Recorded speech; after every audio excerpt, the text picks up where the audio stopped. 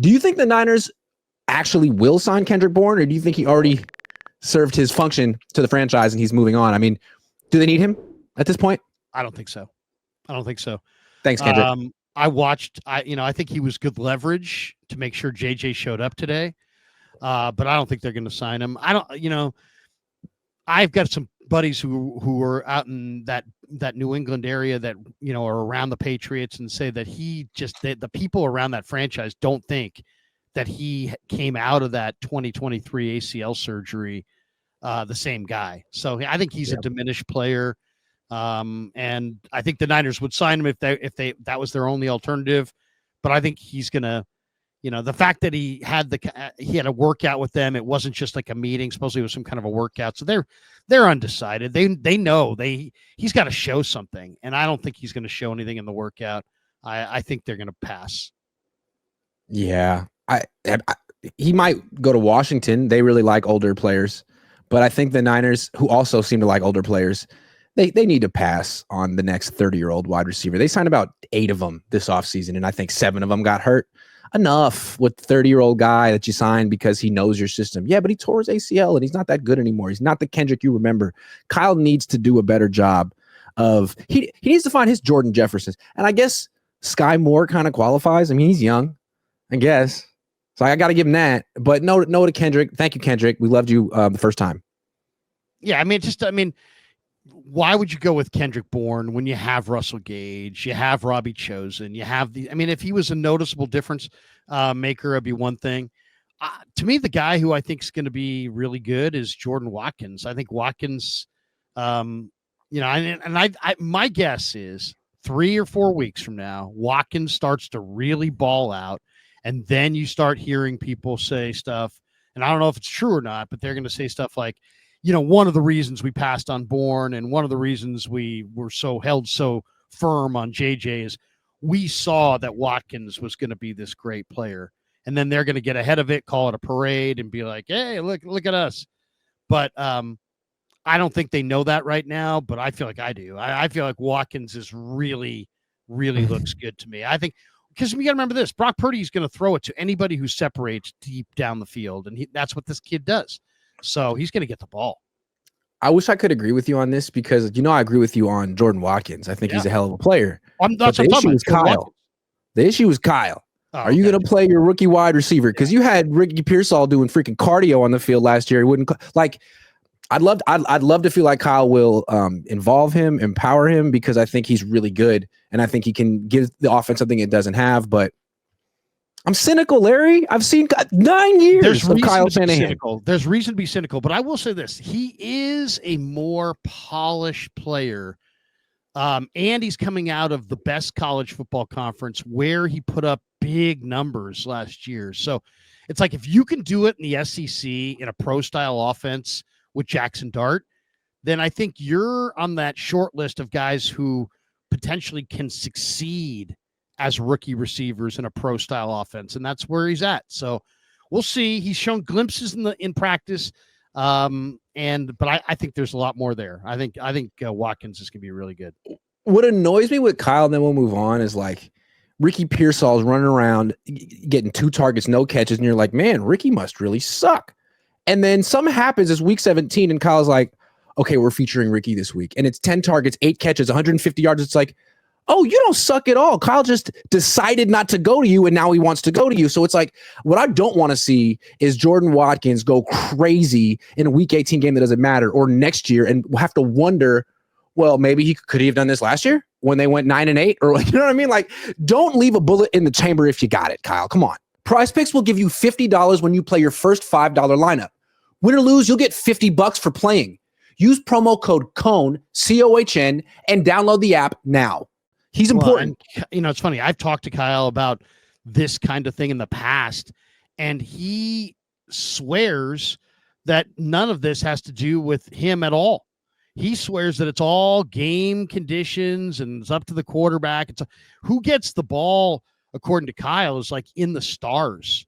Because I asked him, I said, hey, man, at halftime of the Super Bowl against the Chiefs in Miami, Debo's the MVP at halftime. He only touched the ball twice in the second half. What gives, Kyle? And he's like, well, that's not how it's. That's the really defense dictates and Yeah, that there is was not other true. things that dictated, and this is like, come on. Every coach has sections on their play sheet where Brandon Ayuk is the primary. 25 plays where Brandon Ayuk is the primary target. 25 plays where Kittle's the primary target. So when it's 3rd and 7 and you want to get the ball to Kittle, you don't have to search for it. I'm just saying, Kyle uses our ignorance of football against us, but we know the truth. McVay got the ball to Cooper Kupp in the second half, in the fourth quarter of the NFC Championship game against the Niners, when everybody in the place knew that Stafford was going to Kupp.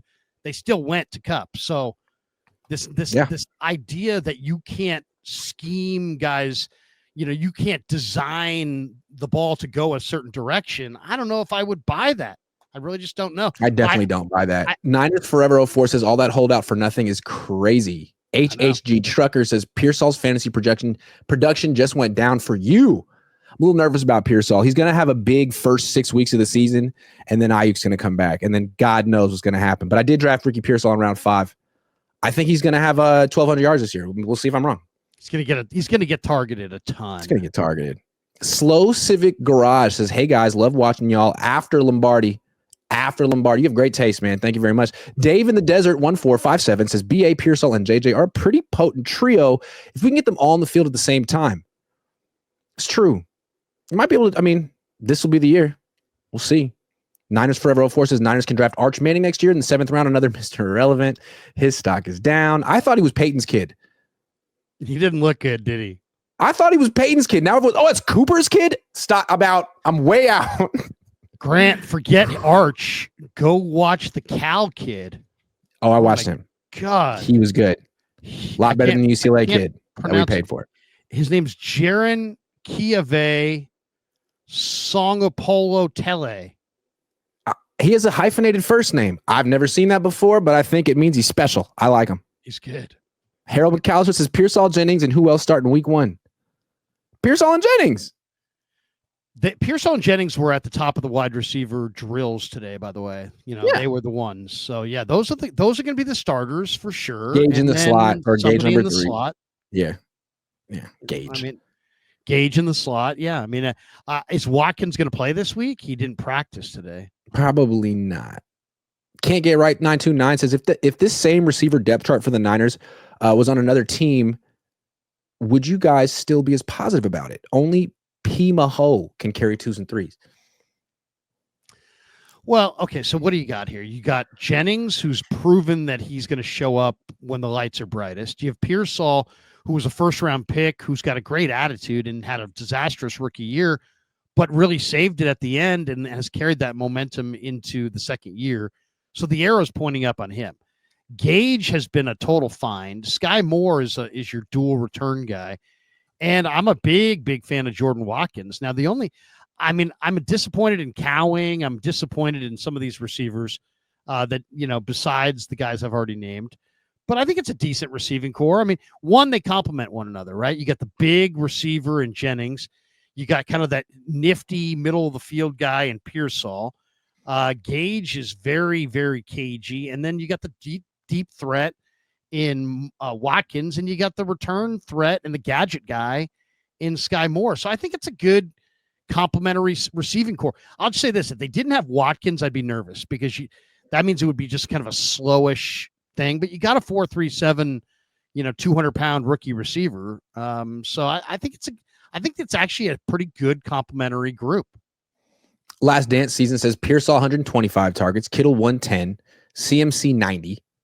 D-Rob 40 plus, Ayuk 60 plus. Where is this 90 for Jennings coming from? I don't think Ayuk's getting 60 targets. I'd be shocked. I don't think McCaffrey's getting 90 targets. He's not even going to be there till Thanksgiving. I don't think Kittle getting 110. Yeah, I would say those numbers are a little. They're a little. But yeah, Jennings is nothing guaranteed for Jennings. Remember, in 2023, 2 years ago, the man caught 19 passes in an entire season. So you never know. Nothing's promised for him. And I don't think he's part of the future, although Larry does. And we'll see who's right. Usually Larry. Anoop says roster looks better than I thought. Super Bowl? Yes. We're both picking the Niners to win the Super Bowl this year. Didn't know that. Joseph Real says, well, Jawan flexed for PTO. I too royally flush on the clock. Hilarious.